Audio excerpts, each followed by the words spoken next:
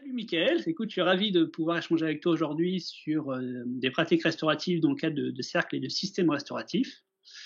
L'idée, c'est de pouvoir partager ensemble sur les pratiques de chacun, sachant que c'est quelque chose qui a été initié par Dominique Barter il y a déjà pas mal de temps. Et en même temps, il n'y a pas de formation à proprement parler là-dessus, il n'y a pas de certification à proprement parler. Et donc, il me semble intéressant de pouvoir parler des différentes nuances avec lesquelles on va mettre en œuvre ces pratiques. Mm. Donc, tu es le premier de la liste là-dessus, et je te remercie d'avoir accepté du coup qu'on puisse faire cet échange aujourd'hui. Et ce que je souhaite te proposer d'abord, c'est de te présenter succinctement par rapport à ce que tu fais dans ce domaine-là. Et après, à la fin de la vidéo, je mettrai aussi ton lien et différentes choses autour de ce que tu proposes aux gens, s'ils sont effectivement intéressés pour aller plus loin avec toi. Merci à toi de proposer ça. J'étais ravi de ton invitation à faire cette petite interview. Je trouve, justement parce que ça donne de la matière, je trouve, à partager autour de ces pratiques restauratives et c'est ce qui me tient à cœur aussi. Donc, je trouve ça génial de donner un peu du corps, du cœur, des différentes approches. Pour me présenter en quelques mots, ouais, moi j'avais fait une session du coup avec Dominique Barter à Lyon en 2015 sur 5 jours. J'avais refait une autre session avec Julien Berlusconi en 2016. Il était venu nous voir à Avignon sur 3 jours. Et puis du coup, à partir de ces deux sessions et de mes pratiques personnelles dans divers cadres, en 2018, j'ai commencé à proposer dans le cadre de mes activités des choses autour des pratiques restauratives. Donc maintenant, j'appelle ça des séminaires, voilà, ça peut être 2, 3, 5 jours, plus ou moins immersifs, plus ou moins sur l'intériorité ou plus ou moins sur les outils. Voilà, tout ce qui va être pratique autour de rapport au conflit, ce que j'ai compris des cercles restauratifs proposés par Dominique Barter, la construction de systèmes pour rendre nos communautés résilientes. Voilà, et puis du coup, ça m'arrive aussi de faciliter des cercles de régulation dans des groupes qui en ont besoin pendant un conflit. Voilà un petit peu ce que je propose. Dans quel type de collectivité tu mets en pratique ces pratiques restauratives? Yes. Et du coup, je vais commencer au plus près de moi, c'est-à-dire du coup ma famille, ma petite famille. On est les deux parents et on a 3 enfants ensemble. Et on essaye de pratiquer ces approches restauratives au mieux en adaptant justement au plus juste de ce que nous sommes nous et de nos besoins. Donc c'est sans cesse en évolution. Et c'est super, c'est un vrai laboratoire d'expérimentation et de recherche pour nous tous. Ensuite, j'ai pas mal pratiqué du coup à l'école de la Montagnette, l'école démocratique qu'on avait créée à Avignon pendant un an et qui accueillait des enfants de tous les âges, de 3 à 18 ans. Donc là aussi, c'était une sacrée expérimentation avec des enfants de tous les âges. C'était très instructif. Et je pratique aussi du coup ensuite sur les approches plus professionnelles que j'apporte vers des communautés extérieures. J'ai beaucoup un réseau dans le milieu éducatif et notamment dans l'éducation alternative. Donc je vais beaucoup dans des écoles apporter ces approches auprès des équipes ou alors des gens qui sont autour, des parents. Je suis sollicité aussi par des écolieux. Souvent des groupes qui ont une réflexion sur la manière de fonctionner ensemble en équivalence. Essentiellement dans certaines familles aussi, mais c'est plus rare. Essentiellement le cœur des personnes qui me sollicitent, c'est plutôt des assos et des écoles.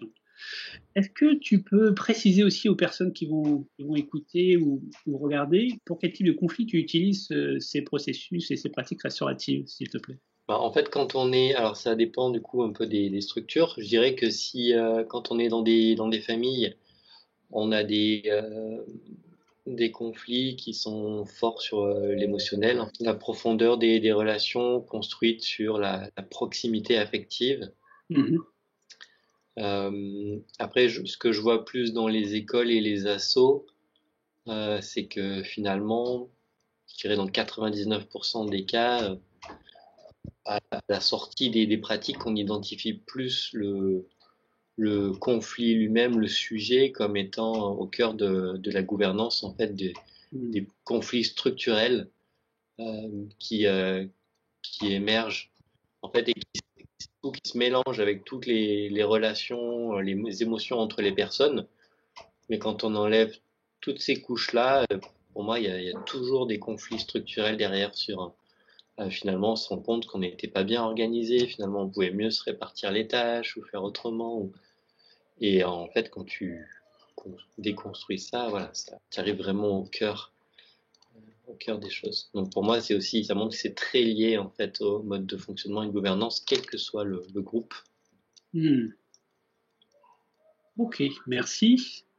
Du coup, j'ai l'impression que tu parles déjà un petit peu de ça. J'ai une autre question sur c'est quoi ta philosophie en fait associée au cercle des systèmes restauratifs? Moi, je crois que ma philosophie, personnellement, elle est beaucoup liée à ce que je développe par ailleurs dans le monde éducatif. Comme je disais, je suis très relié à ces univers d'éducation alternative.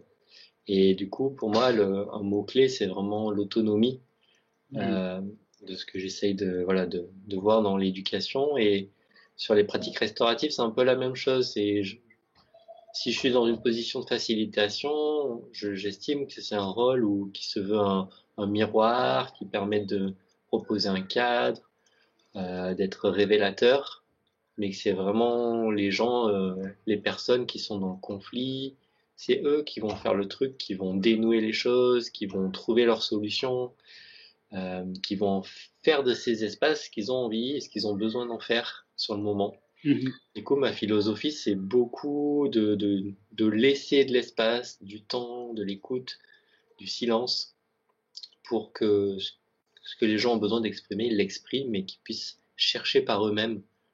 Voilà, ma philosophie, c'est d'orienter le moins possible, d'influer le moins possible sur le choix des personnes afin voilà, qu'ils en prennent la responsabilité et qu'ils trouvent leur propre chemin. C'est quoi ta représentation du conflit? Pourquoi il est là? Quelle est son utilité? Tu t'en sers?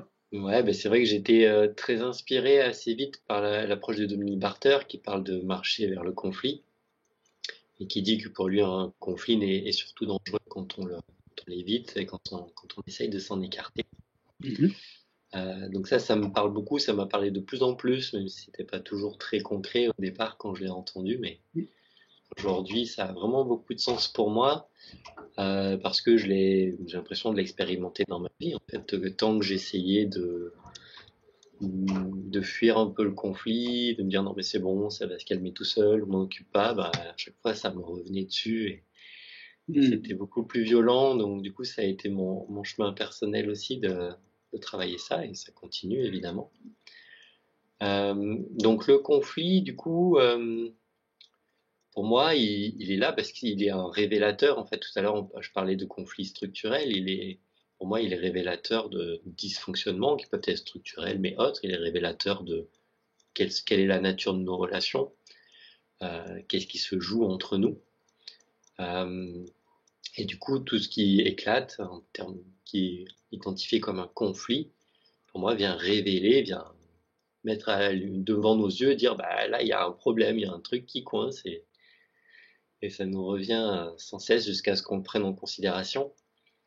Et ce que je vois, enfin, ce qui me nourrit énormément, c'est vraiment que, voilà, quand on traverse ça avec des pratiques restauratives, eh ben, on peut vraiment en faire quelque chose de constructif, qui nous nourrit tous, qui nous fait grandir, qui nous fait améliorer notre fonctionnement, qui nous permet de renforcer nos liens ou de les retrouver, euh, de se sentir ouais, connectés entre humains les uns les autres. Et, euh, et du coup, à la sortie, que je sois participant ou facilitateur à la sortie d'une pratique restaurative, je me dis waouh, quelle opportunité c'était finalement d'évoluer ensemble Donc c'est clair que c'est vraiment le cœur du truc pour moi, ce qu'apporte le conflit. Et pour préciser aussi, puisque tu parlais de la notion de conflit, pour moi, ce mot conflit, il est un peu vague et général, mais j'y associe pour moi un peu tout ce qui est forme de tension relationnelle. Dès que j'ai une tension à l'intérieur de moi, je peux dire que c'est un conflit. Ça peut être un conflit juste avec moi-même, mais le plus souvent, on est quand même en interaction les uns les autres, donc que le lien soit plus ou moins fort, voilà, le conflit, il est relié aux tensions, aux différentes tensions qu'il y a entre nous, ouais, des zones inconfortables, des zones de friction. C'est quoi ta nuance, ta couleur quand tu fais les avant-cercles, les cercles et les après-cercles? Ouais, du coup, cette pratique de ce qui est appelé le cercle restauratif, qui pour moi vraiment, voilà, ce qui a créé vraiment Dominique Barter au Brésil, dans les favelas. Donc, moi, ma pratique, c'est d'essayer de retranscrire, d'expérimenter ce que j'avais compris de sa philosophie, de son approche des conflits avec ses cercles, en étant dans une recherche permanente, en fait, et dans une appropriation permanente de cet outil en fonction du besoin, de là où ça se déroule, de la communauté, et pas comme quelque chose à appliquer à la lettre. Donc cette première phase d'avant-cercle, pour moi, c'est une phase d'entretien individuel avec les personnes concernées, invitées. Et c'est une phase qui répond pour moi au besoin fondamental que chacun soit écouté, entendu, qu'il puisse s'exprimer pleinement, sans être interrompu, possiblement voilà, en prenant tout le temps nécessaire. J'essaye voilà, d'apporter une écoute empathique, avec le plus de concentration et de disponibilité possible. Pour moi, c'est vraiment un espace pour déposer, pour éclaircir. En fait, chacun peut prendre le temps d'éclaircir en soi en partageant des choses. Après, pour le temps du cercle lui-même, où tout le monde se regroupe en cercle, ben, c'est un temps pour moi qui répond aux besoins de compréhension en fait, qu'on a tous. Euh, Parler tout à l'heure de type de conflit. Voilà, pour moi, la plupart des conflits, sinon tous, sont basés sur des incompréhensions, du coup, à certains endroits entre les personnes. Donc, pour moi, l'espace du cercle, il tend à favoriser, à travers des processus de dialogue, la compréhension entre les personnes. C'est vraiment ce qui nous met tous, je crois, en tension, en, ouais, en blocage, quelles que soient nos réactions, hein, qu'on fuit, qu'on attaque, peu importe, mais en tout cas, pour moi, c'est lié à l'incompréhension. Et donc, dès qu'on arrive à dénouer un petit peu, ok, finalement, je comprends ce que tu veux dire, je comprends ce que tu as vécu, et ça m'éclaire sur ce que moi j'ai vécu, ok. Donc là, pour moi, c'est cet espace principal, le cercle, pour être dans la compréhension entre nous. Voilà, chacun prend sa responsabilité aussi dans la situation. Donc ça permet de redescendre en pression, de dire, ouais, finalement, on a tous notre part. La dernière phase du cercle, c'est vraiment, ok, bah maintenant qu'on est un peu plus tranquille, concrètement, qu'est-ce qu'on fait pour que ça se passe mieux? Voilà. On parlait des conflits structurels, ben peut-être on va réorganiser les choses dans notre manière de fonctionner, chercher à réparer les dommages commis, quels qu'ils soient, et poser des choses concrètes pour pas s'en tenir juste aux échanges oraux. Donc moi, je mets beaucoup de sens aussi dans cet aspect de concret. En fait, j'ai une personnalité souvent assez pragmatique dans ma vie et c'est très important pour moi que ça débouche sur des choses concrètes. Ça permet aussi à chacun de sentir que ça avance. Ouais, on n'est pas dans des discussions sans fin qui pédalent dans le vide. Prévoir donc le troisième temps, c'est l'après-cercle. L'idée, c'est pour moi que chacun on puisse se retrouver quelque temps après le cercle pour faire le bilan de ces actions concrètes, justement, qui ont été initiées.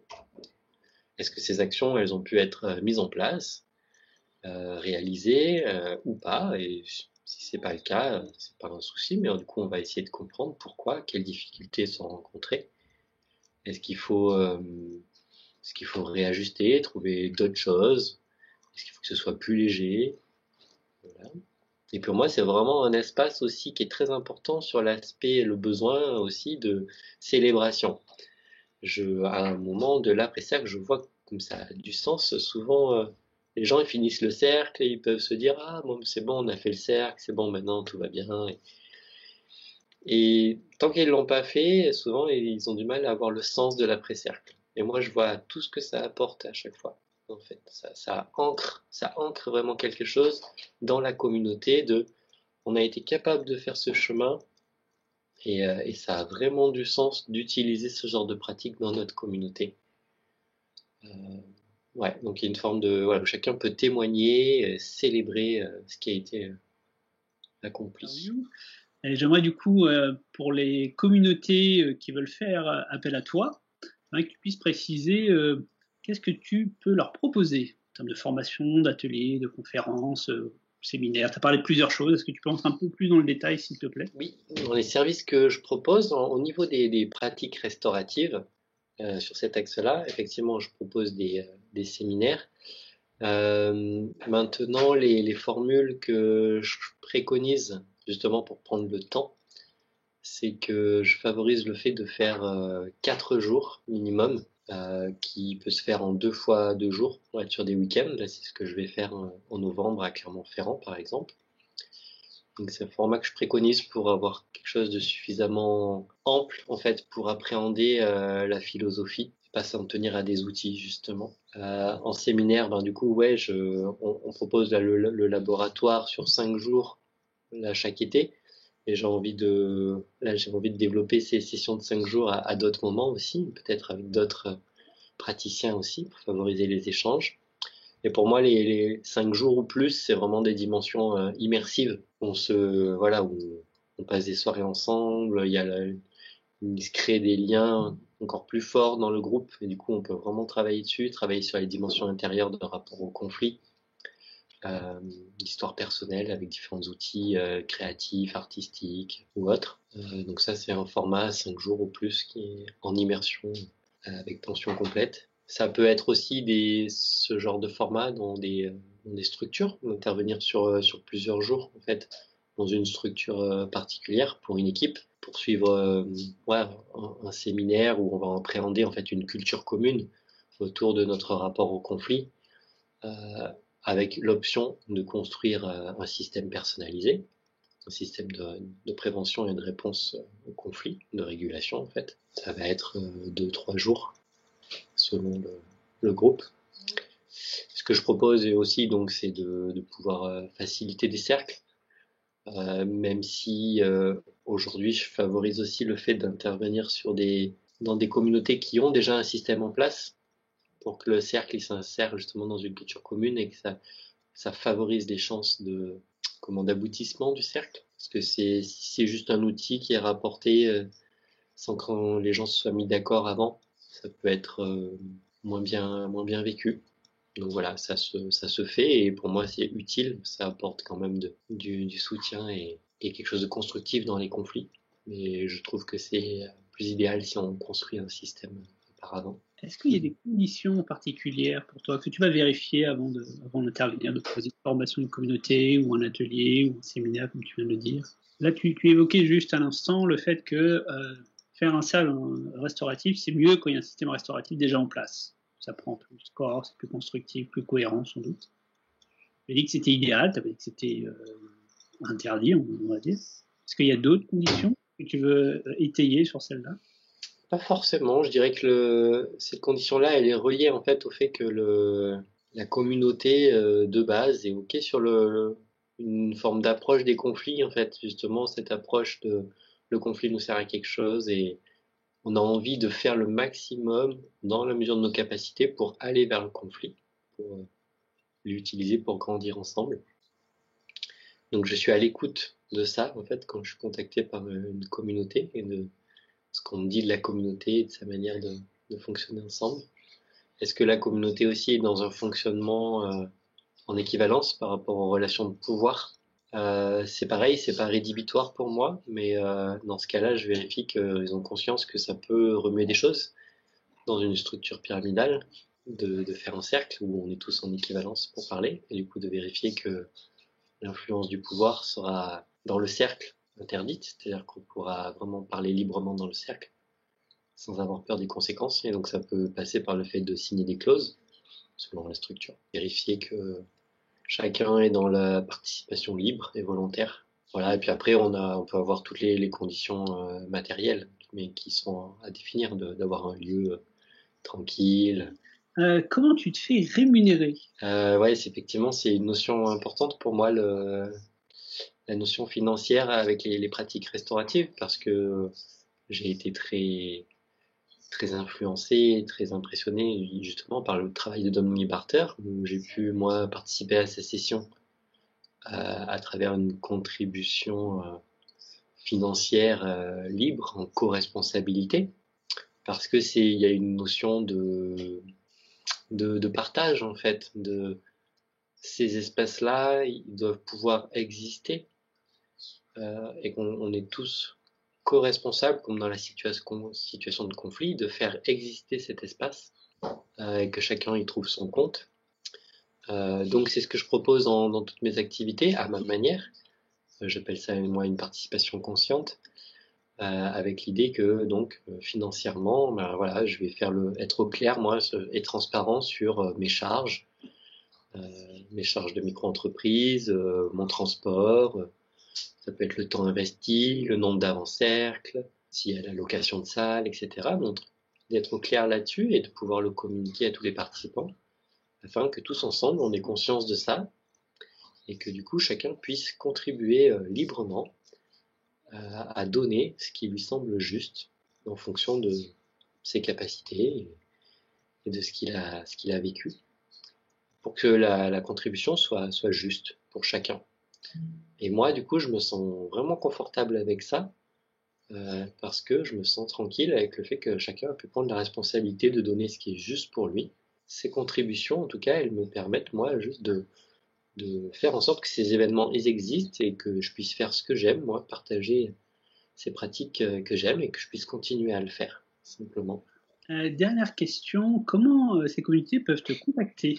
Par quels moyens? Et aussi dans quelle langue tu travailles, si tu travailles en plus que le français, évidemment. Eh bien, a priori, je travaille que en français jusqu'à présent. Ouais, je pense pas être suffisamment à l'aise dans d'autres langues, à moins d'avoir des traducteurs. Pour me contacter, il y a mon site internet mb13.org et à l'adresse mail contact@mb13.org. Il y a mon numéro de téléphone 06 23 35 21 38. Voilà, c'est les canaux que je favorise. J'ai aussi une page Facebook MB13. Okay. Est-ce que tu interviens dans des endroits de France en particulier? Pas nécessairement. Je me déplace un peu partout en France en fonction de ce qui émerge des besoins du réseau. Malgré tout, comme je disais, participer à l'émergence du côté patien, si j'ai une demande sur une zone géographique où je sais qu'il y a déjà quelqu'un qui pratique, je vais favoriser le fait de dire, tiens, je connais telle personne, contactez-la d'abord, elle est en local, pour moi ça a plus de sens. Voilà, si ça répond aux besoins du groupe, je vais favoriser ça. Et voilà, si j'ai pas de connaissances dans cette zone géographique, je vais dire ok, bon pour l'instant je connais personne dans le coin. Et voilà, mais favoriser l'émergence du local. Ok, écoute, on touche à la fin. Je te remercie beaucoup pour la réponse à toutes mes questions. Et puis, les gens pourront retrouver différentes informations textuelles en dessous de la vidéo.